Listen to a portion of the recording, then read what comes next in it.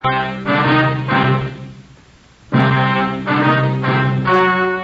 story you are about to hear is true. Only the names have been changed to protect the innocent. Fatima Cigarettes, best of all long cigarettes, brings you Dragnet.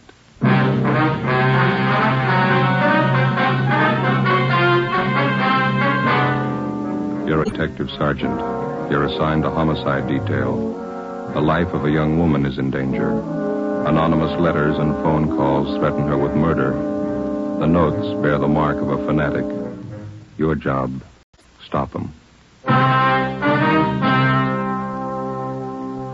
You'll be amazed when you compare Fatima with other long cigarettes. Buy a pack of Fatimas. You'll find they now cost the same.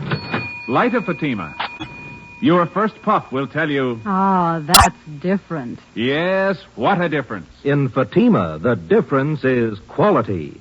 You see, Fatima is the quality king-size cigarette because it contains the finest Turkish and domestic tobaccos superbly blended. And Fatima is extra mild with a much different, much better flavor and aroma than any other long cigarette. Because of its quality, its extra mildness, its better flavor and aroma, Fatima has more than doubled its smokers coast to coast. Try comparing Fatima yourself. Fatimas now cost the same as other long cigarettes, but your first puff will tell you... Ah, that's different. Yes, in Fatima, the difference is quality. Ask your dealer for Fatima, the quality king-size cigarette. Best of all, long cigarettes. Start enjoying Fatima tomorrow.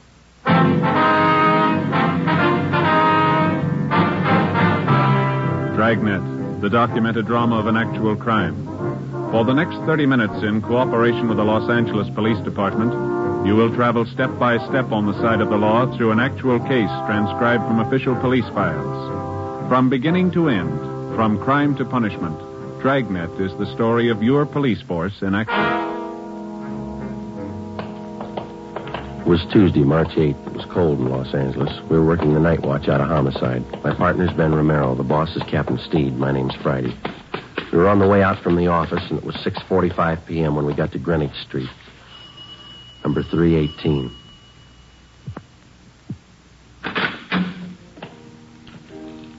Yes, gentlemen? Police officers. Like to see Dr. Small, please. I'm Reverend Small. Won't you come in? Thank you. Here, let me take your hats, officers. I've been waiting for you. Oh, thanks. My name's Friday. This is my partner, Sergeant Romero. How do you do? I'm glad to know you. How do you do, sir? Hope we didn't interrupt your dinner. Oh, no. The organist, Brother Reber, and I were just running over a few hymns for the service tonight. Would you come this way, please, into the parlor? All right. As I mentioned on the telephone, I'm not much of a detective, but I think something should be done about this matter as soon as possible. Well, we'd like to get a few more particulars first, Reverend. When did you first find out about these threatening letters? Sister Dorothy Wilson, I think I told you about her. She came here to the rectory and showed them to me.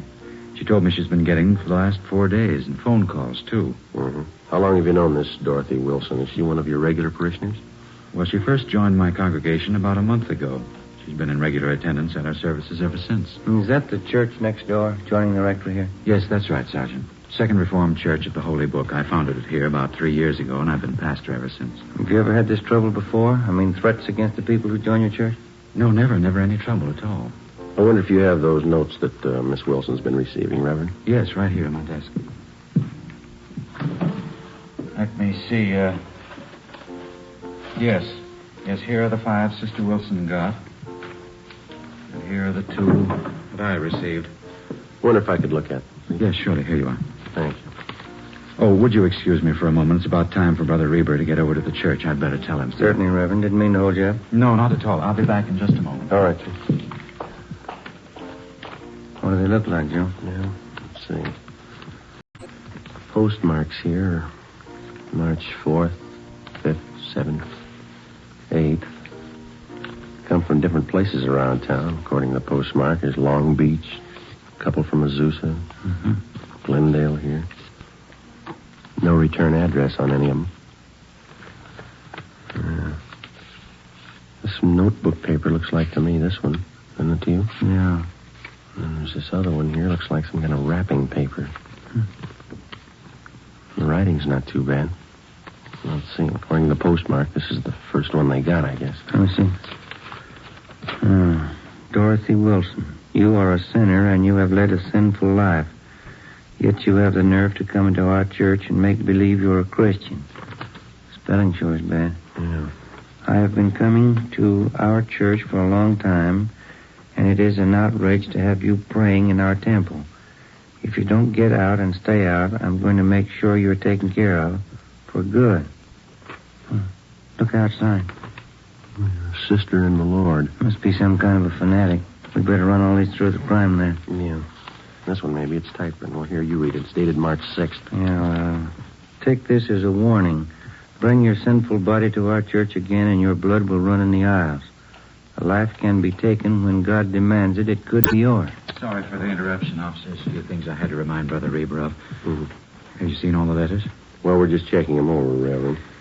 It's certainly a terrible thing for our church. I hope we can keep the matter as quiet as possible. Yes, sir. I noticed the 2 different signatures on these notes. Now, half of them are signed, a sister in the Lord. Yes.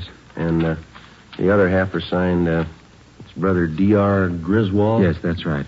The first letter I got was from this Brother Griswold. His are the typewritten ones. You know anyone in your congregation with that name, Reverend? D.R. Griswold? No, I checked over my list of regular parishioners twice. If there is such a man, I don't know of him. Well, we can run that name through R&I anyway, huh, Ben? Mm-hmm. Do you have any suspicions at all, Reverend? What do you mean, Sergeant? Well, I mean, can you think of anybody in your congregation who might possibly resent this Miss Wilson's joining your church, maybe?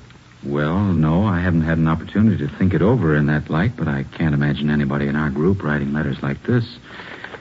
What's her background, Reverend? Do you know much about her? No, she's a quiet girl. She's very religious. Works as a stenographer at an office downtown. Helps support her mother. Will she be at church tonight? Yes, she's here already, helping to set up the chairs for the service. Why, would you like to talk to her? Yes, if we could. All right, let's go over to the church. There's still half an hour before services begin. We're fine. I'll have to take these letters along with us, Reverend. We want our handwriting man to check them over. Yes, by all means. That manila envelope on the desk, you can put them in there if you like. Thank you. This one here? Yes. Okay. This way, officers.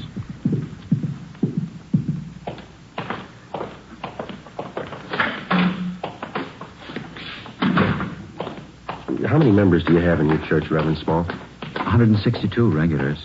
Another 100 or so on the fringe. They attend only occasionally.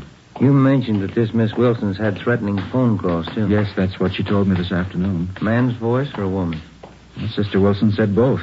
The phone calls usually follow each letter. They identify themselves the same way, Brother Griswold and a sister in the Lord. Have you received any calls from her? No, I've been half expecting them, but I haven't had any yet. Here, shall we go in? Please. Here we are. Our seating arrangement's still temporary. We hope to have pews installed next year. Uh-huh. Nice church. Yes. Thank you. Oh, there's Sister Wilson. She is helping set up the chairs. If you'd like to wait in the choir's dressing room, I'll bring her in there, Deagle. All right, thank you, Reverend. Let's go, Ben. This one, Joe? Yeah, this is it. Ought to open a few windows in here. It's musty. Yeah. What time do you say the services start? 7:30. It's 5 minutes past 7 now. Officers? Yes, sir. Officers, this is Sister Dorothy Wilson. Sister Wilson, Sergeant Friday, How do you do, ma'am? Hello. and Sergeant Ramirez. That's Romero. Oh, I'm sorry. Sergeant Romero, Sister Wilson. Hello. Glad to know you. I guess you want to speak with Sister Wilson alone, do you? Well, we'd like to have you stay if you would, Reverend. Wonder if there's someplace where we could sit down. Yes, certainly, right over here in the anteroom. Fine. Yeah, this will be fine.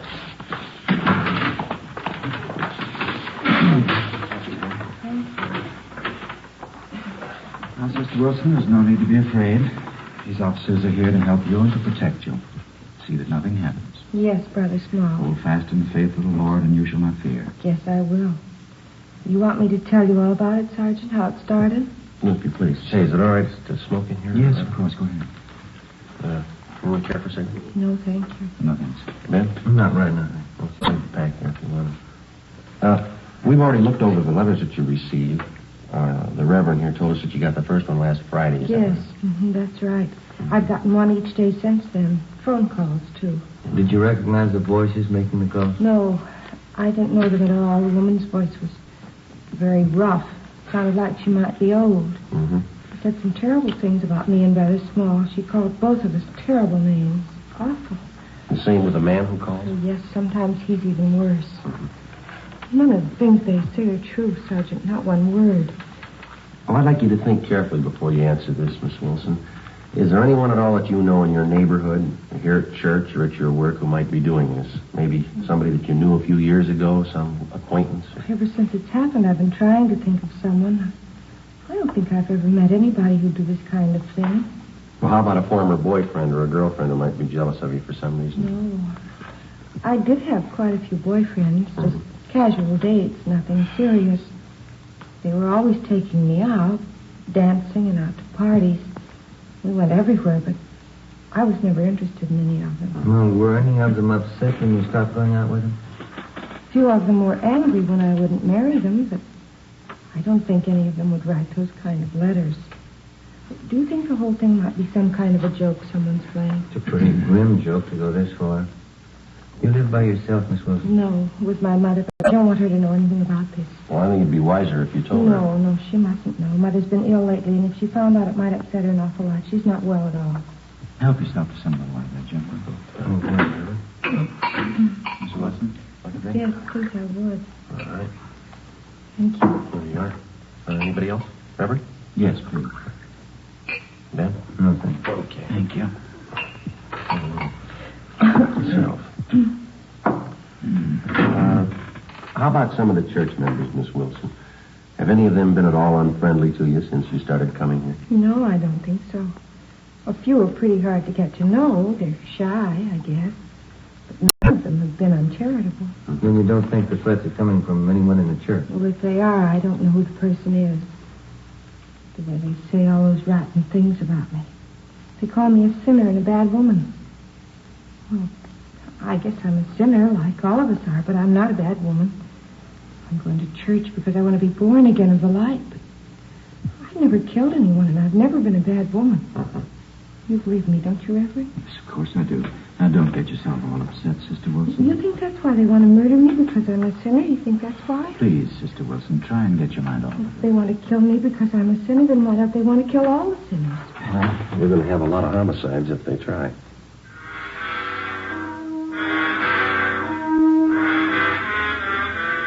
"10 p.m. Together with Sergeants Raines and Bechtel, we tailed Dorothy Wilson to her home. She parked her car at the rear and went inside. A stakeout was placed on her house. The next morning, we took the threatening letters which the Wilson girl had received and asked Don Meyer in handwriting to check them over. During the next 5 days, we checked thoroughly into the background of Dorothy Wilson. We talked to her relatives, her employers, all her friends, past and present. We had no good reason to suspect any of them. We checked out the people at the church, and they were clear. Both Reverend Small and the Wilson girl continued to receive more threatening letters. Some of the language and the accusations were pretty foul. Still, no outward attempts were made on the life of the Wilson girl. A week after we started on the case, we tallied up our findings. They seemed to make sense. We talked it over with Raines in the squad room. Don Myers checking those letters and a sample of the Wilson girl's handwriting, isn't he? What's he got to say? The letters written in longhand are signed to Sister and the Lord, and the typewritten letters are signed Brother D.R. Griswold. Yeah, I know that. Don says all the letters were written by the same person. How's he figure? Well, similarities in phrasing, same mistakes in spelling, typewritten and longhand both. Signatures on the Griswold letters match the handwriting in the other letters. No, they were only dealing with one suspect. And Don Meyer seems pretty sure of it, yeah. Well, how does the Wilson girl's handwriting check out? He's working on that. Where does that leave us? You've been on stakeouts at the Wilson girl's home a few nights. Haven't you noticed anything peculiar about the setup? How do you mean? Something that didn't fit, something that didn't quite jive? No, I don't think so. Well, just that business about a car, I thought that was a little out of line. Yeah, it struck us the same way. Girl always seemed frightened enough about the situation when she's around us, but when she thinks she's alone, it looks to me like she takes it a little differently. Yeah. Every night when she drives home, she parks the car in that dark garage. Must be at least 50, 75 yards from her house. Yeah. I've never seen her look particularly nervous and taking that long walk to her front door. I'm sure the normal reaction for a frightened woman would be to park the car right in front of the house and then hurry inside. How about all those friends of hers you guys checked out? Anything there? Well, we've been staked out at her house, the church, and at work. You know that. There's not a thing. Checked with some of her ex-boyfriends, too. Nothing there? Well, the Wilson girl told us that some of the boys had proposed to her. We couldn't find one who'd admit it. They all said she was a nice girl, but they didn't propose marriage. Mm-hmm. Those threatening phone calls are another thing. Both the pastor of the church and Dorothy Wilson got letters, but only the girl received a phone call. Yeah. Well, logically, if the Reverend got the letters the same time as the girl, he should have been getting phone calls, too. He hasn't received the one. Well, it could be accidental. Whoever wants to kill the girl might figure the Reverend would recognize his voice. Well, it's possible, but you remember that story that the Wilson girl gave us about her mother. Remember that? She didn't want her to know about the letters because her mother was sick. Uh-huh. Well, we checked with her mother's doctor, and Mrs. Wilson hasn't been sick in 5 years. Yeah, how about that? What do you figure? I think the girl's a fake. Everything we knew about the case of Dorothy Wilson, everything we'd learned through questioning and observation seemed to point to one definite conclusion. Dorothy Wilson, for one reason or another, was writing the threatening letters to herself. As for the warnings that she got over the telephone, we only had her word for it. We took our findings to Captain Steed and laid out the case for him. He directed us to stay on it for a few more days until we could find enough evidence and testimony to prove out our theory. The following day, Dorothy Wilson received a letter more threatening than any of the previous ones. Reverend Small also received a copy of the same letter. Again, Don Meyer's opinion was that they were written by the same person.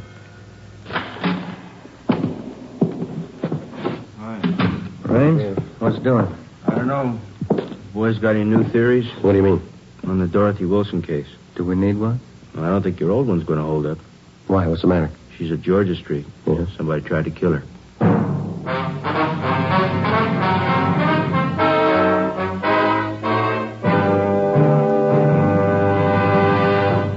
You are listening to Dragnet, authentic stories of your police force in action.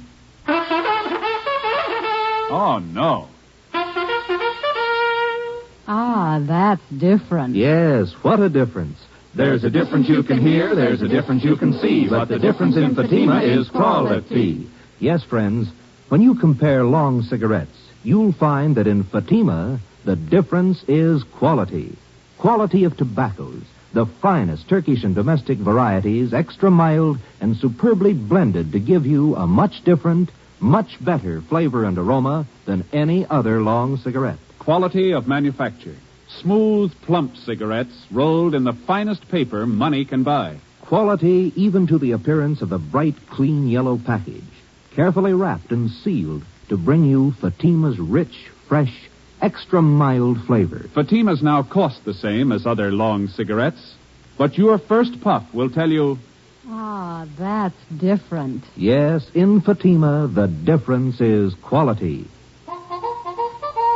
Ask your dealer for Fatima, the quality king-size cigarette. Best of all, long cigarettes. Start enjoying Fatima tomorrow.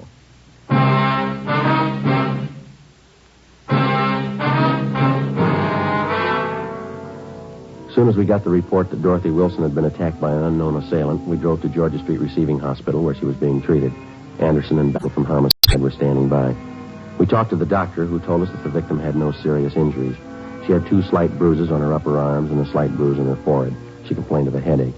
While the doctor made out his report, we questioned the Wilson girl.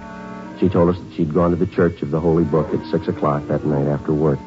She told us that she wanted to pray before the start of the regular service at 8:15 p.m. We asked her exactly when and where the attack occurred. About 6:30, I felt a little tired. I told the officers on duty at the church I thought I'd get a little rest before services started, and then I went into the ladies' dressing room and laid down. That's what happened. It was terrible. Did you see the person who tried to hurt you? No. I was lying down with my eyes closed, and he must have come up from behind. Put his hands around my throat and started to press tight. It was awful, just awful. What happened then, Miss Wilson? Well, I fought as hard as I could. I kicked and scratched him, and I guess I hurt him because he let go of my throat for a minute. After that, he pulled me down on the floor. I remembered that. And then he put his hands around this part of my head, like this. Mm-hmm. The other officers told us that one of the choir members, Mr. Sherman, found you unconscious in the choir room. Is that right? Yes. Whoever it was who wanted to kill me, they put a gag in my mouth and blindfolded me, then tied my wrists together with tape. That's how Mr. Sherman found me. How long do you figure you were unconscious then? I don't know. It was about 6:35 when I laid down in the dressing room. Mr. Sherman said he found me there at 20 minutes past 7. And then you were out about 45 minutes, is that it? I suppose so. I don't remember anything. Well, what makes you think the person who attacked you wanted to kill you, Miss Wilson? That's That's what they said in the letters, isn't it? They want to kill me for coming to church? Now, your purse and everything that was in it was scattered all over the dressing room floor. Is that correct? Yes, it was. My money and everything scattered all over. I guess they wanted to rob me, too. $52 in cash. Is that what you had with you? That's right, a $50 bill and some change. I don't know why they didn't take it. Maybe something frightened them off. It's possible. The officers found some other articles scattered around the dressing room. A roll of tape, a metal box that the tape came in, and a half a dozen razor blades. Did you notice any of these in the dressing room before you were attacked? No, none of them. I never saw them before.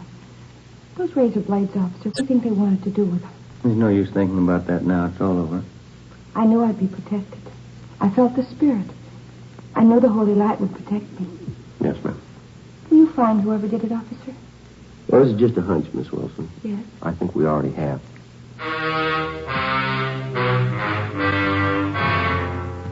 Before we left Georgia Street, we talked to the doctor in charge and got a release for the patient.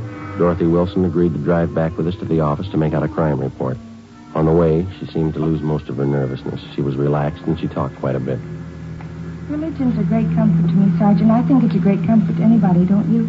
Yeah, I do. Maybe I'm different from most girls, but I get an awful lot out of my church. It's like Brother Small says, you have to be born again of the Holy Light if you really want to live. Don't you think so? That's right. I don't know what I'd do if it wasn't for my religion.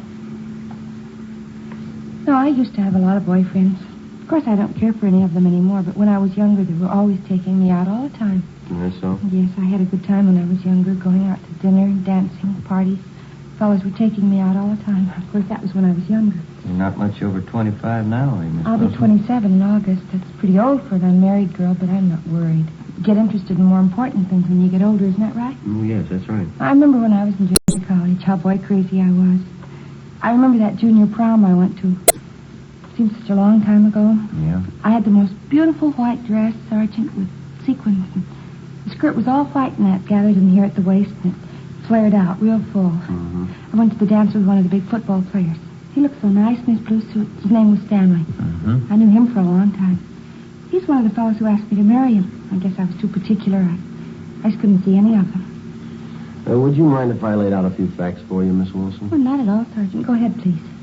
Now, I'm not trying to embarrass you in any way, but since we've been on this case, we've checked with just about all the friends that you've had in the past few years, and that includes your boyfriends, of course. Oh? None of the fellows that you've mentioned say they've ever proposed marriage to you. Say they've been out with you once or twice, but that's all. Oh, well, you probably didn't talk to the right fellows. You probably got the names mixed. No, ma'am, we didn't. We talked to the right people. Well, I can't understand that. Neither can we, Miss Wilson. Well, what difference does it make anyway? I wasn't interested in them. I wouldn't have married them anyway. Going out and dancing and parties, that's all they were interested in. What reason did you have for lying to us? Parking in a car, necking with girls, trying to take advantage of them. That's all those fellows wanted. Some of the silly girls they married. Well, I don't... You discover a lot more important things when you get older, Sergeant. Well, I don't think that's the point. Why did you lie to us about it? I don't know, really. Maybe I didn't have a reason. I just didn't remember right, I guess. Well, you're sure you remember right about what happened tonight? What do you mean? It just happened. Of course I'm sure about it. Someone tried to kill me. Might as well park on Spring Street, Ben. It's pretty clear this time of night. Yeah, okay. Sergeant, I wish you'd tell me what you're getting at. What are you thinking? Well, there's still a few things that we're not too sure of, Miss Wilson. We'd like to clear them up. What aren't you too sure of? I told you everything I knew. I was lying down in the dressing room and somebody tried to kill me. I told you all about it. Well, you told us you were unconscious about 45 minutes, didn't Well, you? yeah, 40 or 45. Well, we talked to the doctor at Georgia Street, and from the way you described the attack, it would have been just about impossible for anybody to make you unconscious that long by pressing his hands against your head. Well, like but he you hit said. me on the head, too. You can see the bruise here. Well, yes, ma'am, I know, but that's very slight. The doctor says that couldn't have done it either. Just a minute, I'll get the door here. You out, Miss Wilson?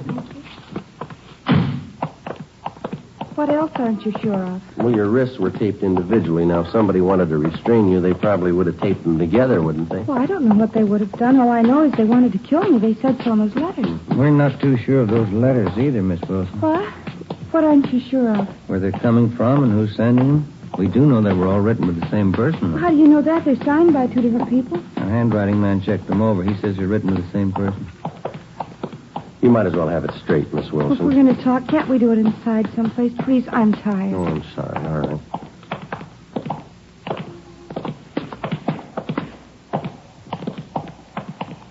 Hey, Joe. Yeah.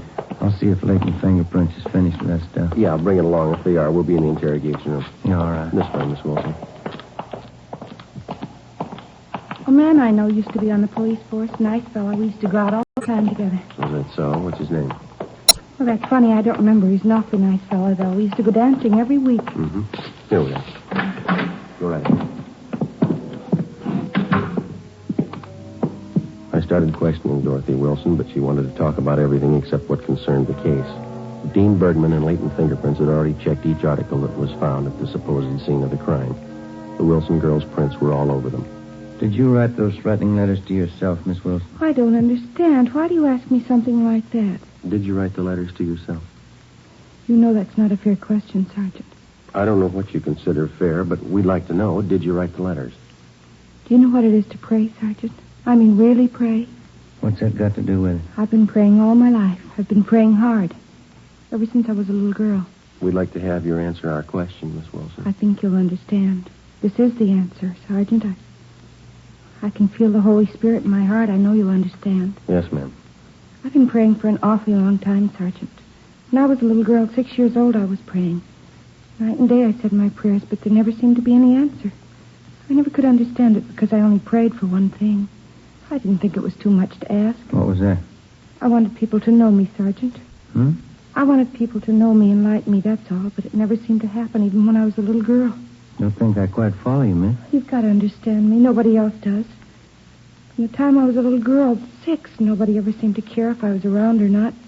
I always tried to make friends, tried to make people like me. I tried very hard, but nobody seemed to care. Nobody even noticed me. Nobody ever noticed me. You mean that's why you wrote those threatening letters to yourself, so that you'd be noticed? I wanted somebody to care about me, that's all. I wanted them to know who I was. Dorothy Wilson. I wanted to walk down the street and have people nod and have them say, that's Dorothy Wilson. There goes Dorothy Wilson. Just for somebody to care, that's all, Sergeant. Just for somebody to care. Well, then the whole thing's purely your imagination. You wrote the letters to yourself and you pretended somebody attacked you. And all the rest. God told me to do it, Sergeant. He told me to make myself noticed. To stand up and make people know me. I'm sorry for it now, but it didn't hurt anyone, did it? Well, ma'am, you had an awful lot of people working for nothing. Oh, I'm sorry. It was so nice while it lasted. People looking after me, caring about where I went, what happened to me. It's the first time anybody ever really noticed me. It was that important to you? People knew who I was. Dorothy Wilson. They all noticed me. I feel better now that it's over. Oh, there's one thing I've got to tell you, Sergeant. Yes, ma'am. Remember driving here in the car I told you about that junior prom I went to? Mm-hmm. That time I had a beautiful white neck dress with a full skirt, the beautiful new white dress. Mm-hmm. Yes, ma'am, I remember. What about it? Well, it was really pink organdy, an old dress. I knew you'd find out. That's why I had to tell you. Yeah. I didn't want you to think I was... The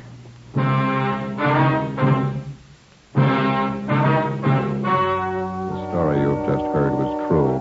Only the names were changed to protect the innocent. In a moment, the results of the trial. Now, here is our star, Jack Webb.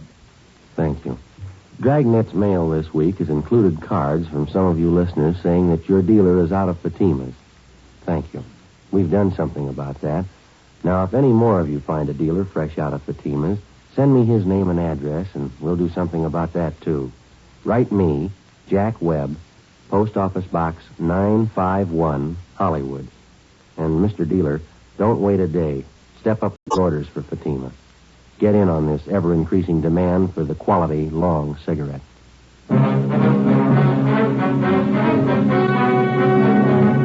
By her own admission, Dorothy Wilson was guilty of filing a false crime report, a misdemeanor. She was released into the custody of her mother. You have just heard Dragnet, a series of authentic cases transcribed from official files. Technical advice comes from the Office of Chief of Police, W.H. Parker. This is NBC, the national broadcasting company.